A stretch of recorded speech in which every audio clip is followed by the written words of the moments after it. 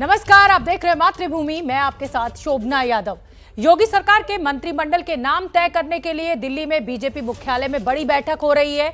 इस समय की बड़ी खबर यही है, उत्तर प्रदेश के मुख्यमंत्री योगी आदित्यनाथ और उत्तर प्रदेश बीजेपी अध्यक्ष स्वतंत्र देव सिंह इस बैठक में पहुंच चुके हैं। बीजेपी अध्यक्ष जेपी नड्डा और संगठन महामंत्री बीएल संतोष भी बैठक के लिए बीजेपी मुख्यालय में मौजूद हैं। बैठक में योगी मंत्रिमंडल के अलावा उत्तर प्रदेश में होने वाले एमएलसी चुनाव पर भी चर्चा हो सकती है। तो तमाम दिग्गज इस समय बीजेपी मुख्यालय में मौजूद हैं। योगी मंत्रिमंडल को लेकर दिल्ली बीजेपी मुख्यालय में ये बड़ी बैठक चल रही है। नीरज पांडे मेरे सहयोगी ज्यादा जानकारी लिए हुए जुड़ रहे हैं। नीरज, इस बैठक में देखिए बहुत बड़ा फैसला आज होना है और फैसला इसलिए अहम हो जाता है कि मंत्रिमंडल तो 2022 में शपथ लेगा, लेकिन तैयारी जो है वो 2024 की है और कहा जा रहा है कि एमएलसी चुनाव पर भी चर्चा हो सकती है। क्या जानकारी है आपके पास? निश्चित रूप में शोभना, भारतीय जनता पार्टी के जो उत्तर प्रदेश की कोर कमेटी के जो सदस्य हैं वो पहुंच चुके हैं भारतीय जनता पार्टी कार्यालय। योगी आदित्यनाथ और दूसरे जो नेता हैं केशव प्रसाद मौर्य, सुनील बंसल, दिनेश शर्मा, स्वतंत्र देव, सब लोग पहुंच चुके हैं। मुद्दा सिर्फ दो ही है, एक तो एमएलसी के टिकटों का निर्धारण होना है, क्योंकि दो बैठकें ऑलरेडी लखनऊ में हो चुकी हैं, मुख्यमंत्री आवास पर और भारतीय जनता पार्टी कार्यालय में। तो उन दो बैठकों पर जो उत्तर प्रदेश की टीम ने एक्सरसाइज किया है उस पर जो फाइनल मुहर लगेगी वो आज इस बैठक में लगेगी। तो एक तो तय है कि एमएलसी के जो चुनाव होने हैं उनके टिकटों पर नामों का मंथन जो ये लोग लेकर आए हैं इस पर फाइनल यहाँ पर मुहर लगेगी और बाद में केंद्रीय चुनाव समिति उस पर अपना अप्रूवल दे देगी। तो एक तो महत्वपूर्ण बात ये है। दूसरी महत्वपूर्ण बात जो है, सरकार गठन होना है, उसमें मंत्रिमंडल का गठन करना है। कौन से नए मंत्री होंगे, कौन से पुराने रहेंगे, किस क्षेत्र से कौन से जातिगत समीकरण को सेट किया जाए और किस चेहरे को मंत्रिमंडल में शामिल, इन सब विषयों पर भी यहाँ चर्चा होगी। लेकिन यहाँ पे वो निर्णय नहीं होगा। वो निर्णय मंत्रिमंडल का जो होगा उसके लिए एक और मीटिंग होगी जिस पार्टी के जो दूसरे शीर्ष नेता हैं, यानी कि प्रधानमंत्री भी रहेंगे, अमित शाह जी भी रहेंगे, संगठन मंत्री और दूसरे सारे लोग रहेंगे। देन वो अप्रूवल होगा और बाद में जब शपथ ग्रहण होगा तो उससे पहले वो सूची दे दी जाएगी। तो दो चीज़ें आज इस बैठक में होने वाली है। इन दोनों विषयों पर आज ये बातचीत होगी। इसलिए आज की ये बैठक बहुत महत्वपूर्ण होने वाली है, क्योंकि एमएलसी के नामों का भी निर्धारण हो जाएगा और माना जा रहा है कि अभी जब ये निर्धारण हो जाएगा तो आज ही इस पर अप्रूवल भी हो जाएगा, क्योंकि देर रात तक इसको जारी करना है, क्योंकि कल लास्ट डेट है एमएलसी के नामांकन का। तो जो उम्मीदवार बनाए जाएंगे या तो उनको फोन पर बता दिया गया होगा या बिल्कुल। देखिए, एमएलसी का चुनाव बहुत अहम है, उस पर इस बैठक में फैसला लिया जाएगा। लेकिन मन में एक सवाल और है और वो सवाल ये है कि योगी आदित्यनाथ शपथ कब लेंगे? क्या वो कुछ तारीख तय होगी इस बैठक में? जी बिल्कुल शोभना, आज की बैठक में उस रूपरेखा पर भी चर्चा हो जाएगी और वो लगभग फाइनल हो जाएगा कि कब शपथ ग्रहण होगा, शपथ ग्रहण का कार्यक्रम कैसे होगा, कौन कौन गेस्ट आएंगे, उसका स्वरूप क्या होगा, मंच पर कौन कौन बैठेगा। ये सारी जो प्रक्रिया है आज इस बैठक में, क्योंकि ये यूपी के सभी कोर कमेटी के लोग यहाँ मौजूद हैं, तो ये जो प्रक्रिया होगी शपथ ग्रहण की प्रक्रिया, कौन कौन गेस्ट आएगा, मंच कहाँ होगा, कौन सा स्थान होगा जहाँ पे शपथ ग्रहण होगा, इन सभी विषयों पर आज यहाँ चर्चा हो जाने वाली है और उसके बाद सबको बताया जाएगा और उस पूरे कार्यक्रम को इंप्लीमेंट किया जाएगा। जी बिल्कुल नीरज पांडे, आप नजर बना के रखिए। जैसे ही कोई अपडेट होगा मैं फिर आपका रुख करूंगी, क्योंकि आज बहुत मायनों में उत्तर प्रदेश की सियासत के मायने से अगर देखें तो ये बहुत बड़ी बैठक आज बीजेपी मुख्यालय में इस समय चल रही है। आगे बढ़ते हैं मातृभूमि में और बात कर लेते हैं गोवा के सियासत की। सूत्रों के हवाले से बड़ी खबर यह है कि बीजेपी आलाकमान ने गोवा के मुख्यमंत्री का नाम फाइनल कर दिया है और एक बार फिर मोहर प्रमोद सावंत के नाम पर ही लगी है। बड़ी बात यह भी है कि इस बार गोवा के मंत्रिमंडल में कोई उप मुख्यमंत्री नहीं होगा, यानी विधायक दल की बैठक में यह खबर निकलकर सामने आ रही है कि प्रमोद सावंत ही गोवा के मुख्यमंत्री एक बार फिर बनाए जाएंगे। नीरज पांडे लगातार हमारे साथ बने ही हुए हैं। नीरज पांडे, प्रमोद सावंत को ही पूरा क्रेडिट जाता है बीजेपी की जीत का गोवा में और एक बार फिर उन्हीं के नाम पर मोहर लगने की बात हो रही है। क्या जानकारी है आपके पास?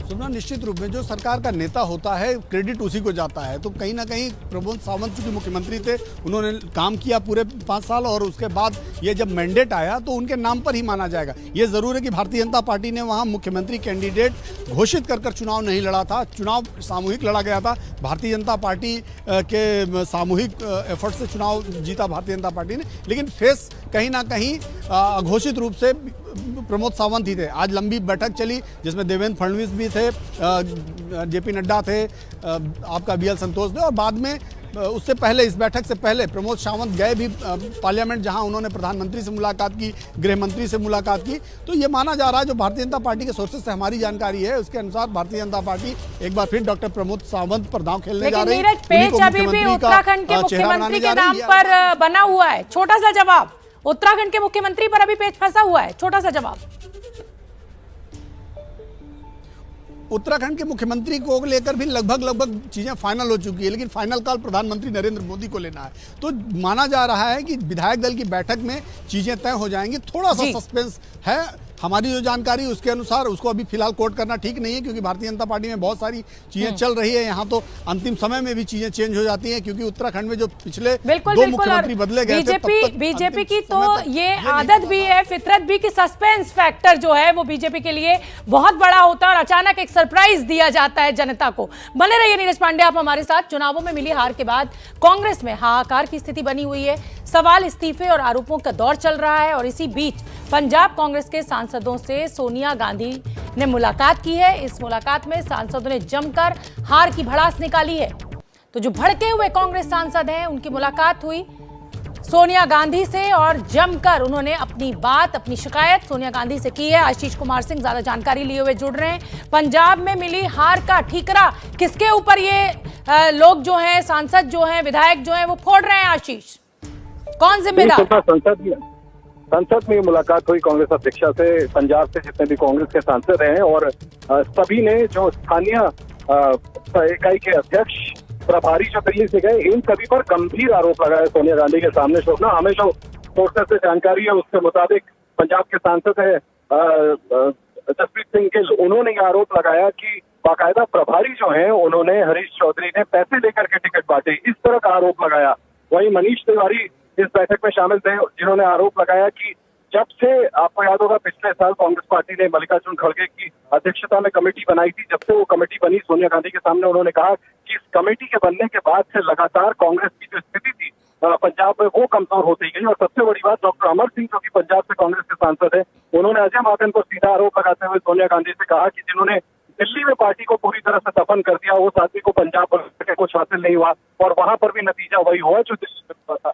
तो कुल मिला के हम कह सकते हैं कि सोनिया गांधी के सामने सभी सांसदों ने पंजाब के भड़ास निकाली और उनसे इन सभी लोगों के खिलाफ जल्द से जल्द कार्रवाई की मांग की। बहुत बहुत धन्यवाद आशीष इस पूरी जानकारी के लिए। लेकिन अब क्या, जो हार होनी थी कांग्रेस की वो हो चुकी है। अब आप ठीकरा किसी पर भी फोड़ते रहिए। और बड़ी खबर हम आपको बता दें, मुख्यमंत्री योगी आदित्यनाथ होली उत्सव में शामिल होने के लिए 17 मार्च से गोरखपुर में रहेंगे। इस दौरान मुख्यमंत्री योगी RSS की अगुवाई में होली के दिन निकाले जाने वाली भगवान नरसिंह की शोभा यात्रा में बतौर मुख्य अतिथि शामिल होंगे। पिछले 78 साल से ये शोभा यात्रा निकाली जा रही है और 25 साल से योगी इस शोभा यात्रा में बतौर मुख्यमंत्री शामिल होते रहे हैं। तो देखिए, दो तस्वीरें आपके सामने हैं, मुख्य अतिथि के तौर पर शामिल होते रहे हैं। तो आप ये देखिए, दो तस्वीरें। पहली तस्वीर 10 मार्च की है। 10 मार्च को ही होली मन गई थी योगी कैंप में। बड़ी खबर इस समय की आपको बता दें, उत्तराखंड से ये बड़ी खबर। गृह मंत्री अमित शाह से उत्तराखंड के बीजेपी सांसदों ने मुलाकात की है। करीब आधे घंटे तक उत्तराखंड के हालात पर चर्चा हुई। उत्तराखंड में मुख्यमंत्री के नाम पर बीजेपी में फिलहाल मंथन चल रहा है। एक लंबी फेहरिस्त है जो कि मुख्यमंत्री पद की दौड़ में शामिल है। सबसे आगे नाम पुष्कर धामी का चल रहा है। हालांकि वो अपना चुनाव खटीमा सीट से हार गए हैं, लेकिन उसके बाद भी पुष्कर धामी जो है वो इस रेस में पहले नंबर पर है। तो गृह मंत्री अमित शाह से उत्तराखंड के सांसदों ने मुलाकात की है। मुमकिन है कि मुख्यमंत्री पद के लिए भी ये चर्चा हुई होगी हालात पर करीब से।